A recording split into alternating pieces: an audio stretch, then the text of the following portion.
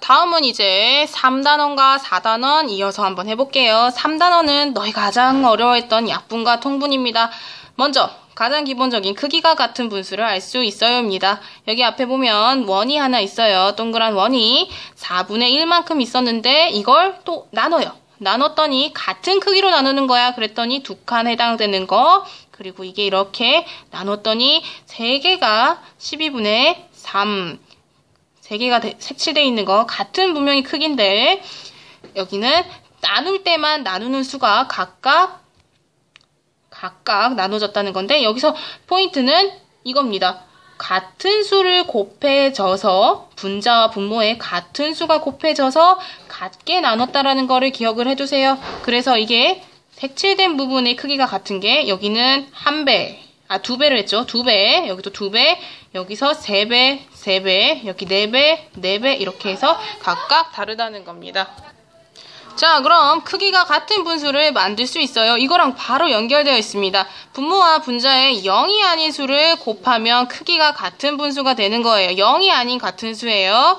그래서 3의 2배를 하고 3의 3배를 해서 각각 다른 분수의 각각 크기가 같은 분수를 만들어주는 거예요. 모양은 다르지만 크기는 다 같습니다. 그리고 또한 분자와 분모의 0이 아닌 같은 수로 나눌 때도 크기가 같은 분수가 됩니다. 12분의 6이 각각 2로 나눈 분자와 분모의 같은 수를 곱하거나 나누었다는 걸 기억해 두세요. 여기도 각각 같은 수를 분자와 분모에 나눴습니다. 그럼 두 번째 약분을 한번 알아볼 건데 약분은 분모와 분자를 그들의 공약수로 나누어서 간단히 하는 걸 약분한다라고 표현을 합니다. 여기도 분자와 분모의 같은 수를 나눈다는 걸 기억을 할 수 있는데요. 그 중에 공약수가 얘는 2로 나누고 얘는 4로 나눕니다. 이 약분한다는 건 공약수로 나눈다는 말. 그리고 분모와 분자의 공약수가 1분인 분수를 기약분수라고 합니다. 자, 여기 앞에 4분의 1을 한번 볼게요. 4분의 1인데 여기에 분모와 분자의 공약수가 1과 4의 공약수를 구하게 되면 1은 1이고 4는 1, 2, 4입니다. 그래서 분자의 공약수는 1이 되죠. 그래서 이게 바로 기약분수인데 이 기약분수를 구할 땐 무엇으로 구하면 쉬울까요? 어떤 수를 같은 수로 나눴을 때 어떤 수? 알 거예요. 자, 최대 공약수로 나누었을 때 기약분수가 된다는 걸 기억을 해두세요. 그래서 여기에 각각 몇으로 나눴을까요? 그렇지, 4로 나눴죠. 4로 각각 분모와 분자의 같은 수를 나누게 되면 여기가 3분의 2가 됩니다. 그럼 통분, 통분 어려웠죠. 통분은 분수의 분모를 갖게 하는 겁니다. 분모를 통분하는데 분모를 갖게 하는 통분한 분모를 뭐라고 했지? 그렇지, 공통분모. 이 말 기억해두세요. 이 말 공통분모입니다. 자, 두 분수를 통분할 수 있어요. 통분하는 방법에는 두 가지가 나와 있습니다. 어떻게?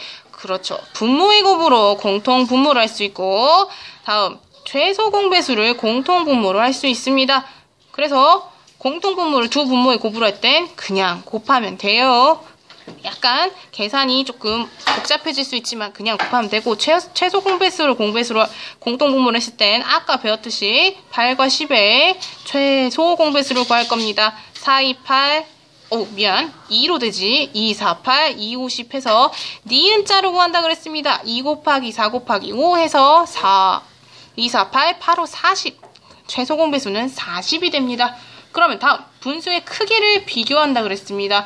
분모가 다른 두 분수는 통분하여 분모를 같게 한 다음 분자의 크기를 비교합니다. 여기서 중요한 건 통분을 해야 돼 비교를 할 수 있다는 겁니다. 그래서 두 분수든 세 분수든 통분을 해서 하는데 예를 들면 2, 3 두 개의 분수가 있을 땐 두 가지의 분수만 통분을 되지만 2, 3, 5 이렇게 해볼게요. 분수로 나타내는 게 훨씬 될 것 같아요.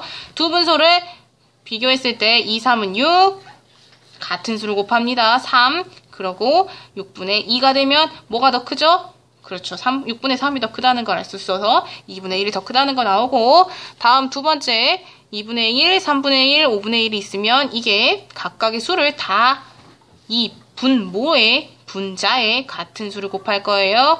선생님은 이거 세 분모의 곱을 한번 해볼게요.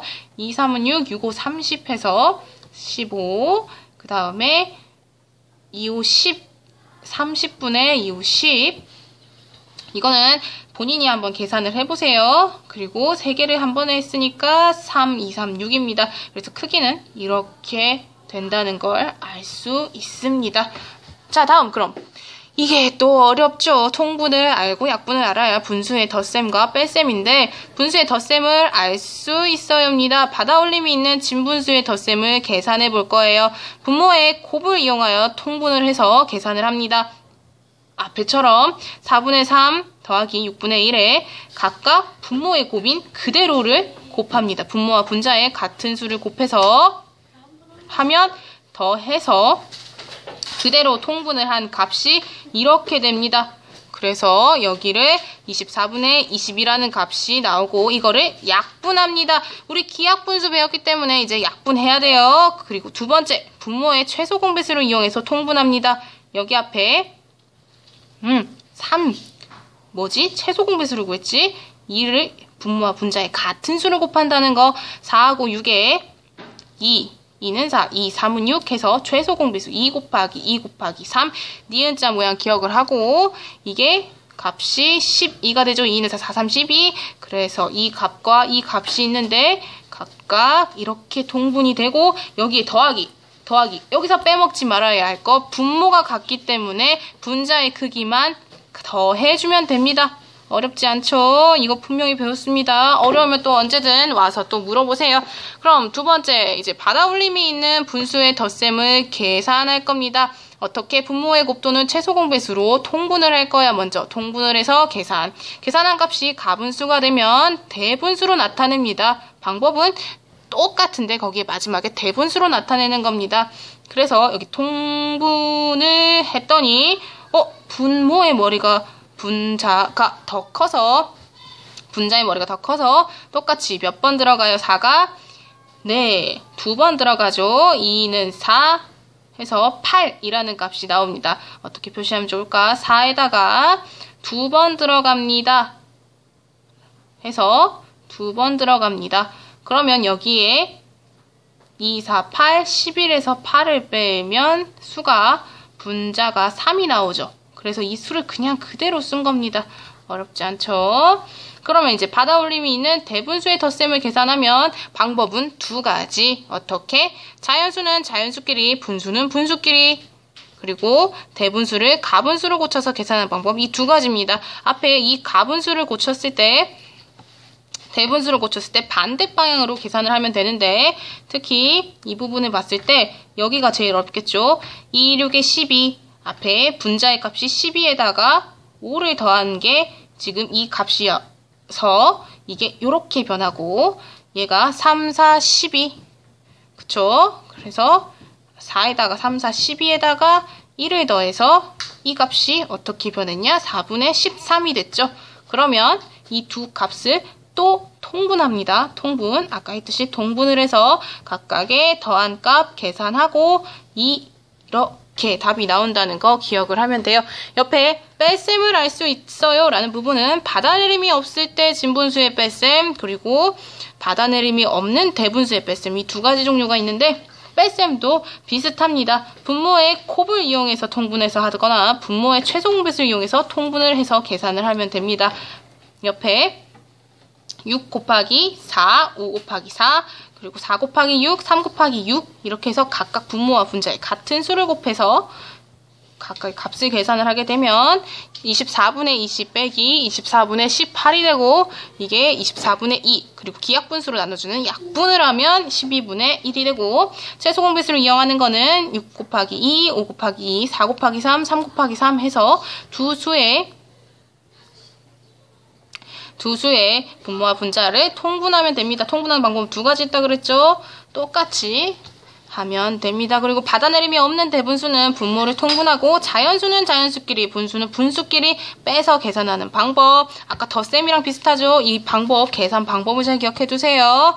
여기는 똑같이 보고 자연수끼리 모았습니다. 자연수끼리 2 빼기 1 그리고 분수끼리 3분의 여기에다 바로 통분을 한 거야. 바로 통분을 해서 12분의 8 그리고 12분의 3이 나옵니다. 이렇게 해서 빼면 값이 이렇게 나온다는 거 이해가 안 되면 언제든 물어보세요. 대분수를 가분수로 고쳐서 아까와 같은 방법으로 3, 2, 3은 6, 8 빼기 4, 1은 4에다가 5분의 4가 나오는데 이걸 조금만 더 다시 구체화 시켜줄게요. 3, 2, 3은 6 더하기 2 빼기 4 그리고 여기가 4, 1은 4 더하기 1이 됩니다. 그래서 이게 구체화돼서 통분을 해서 뺄셈을 하고 받아내림은 아까와 다르게 무엇이냐? 자연수는 자연수끼리, 분수는 분수끼리 빼는데 단 분수끼리 뺄 수 없으면 자연수에서 1을 받아내림하는 거예요.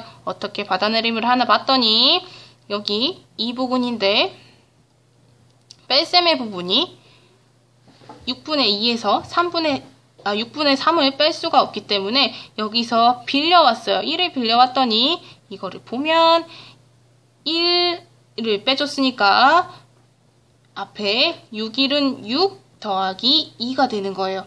이게 원래 이렇게 쓰면 안 되는 식인데 너희 계산을 조금 도와주기 위해서 이렇게 쓴 겁니다. 그래서 이게 2와 6분의 8이 됐고 이제 드디어 뺄 수가 있습니다. 이렇게 빼면 자연수는 자연수끼리 빼고 그 다음에 여기 중요한 거 여기 덧셈이에요. 얘네 3 더하기 6분의 2 빼기 1 아이고 안 보였네.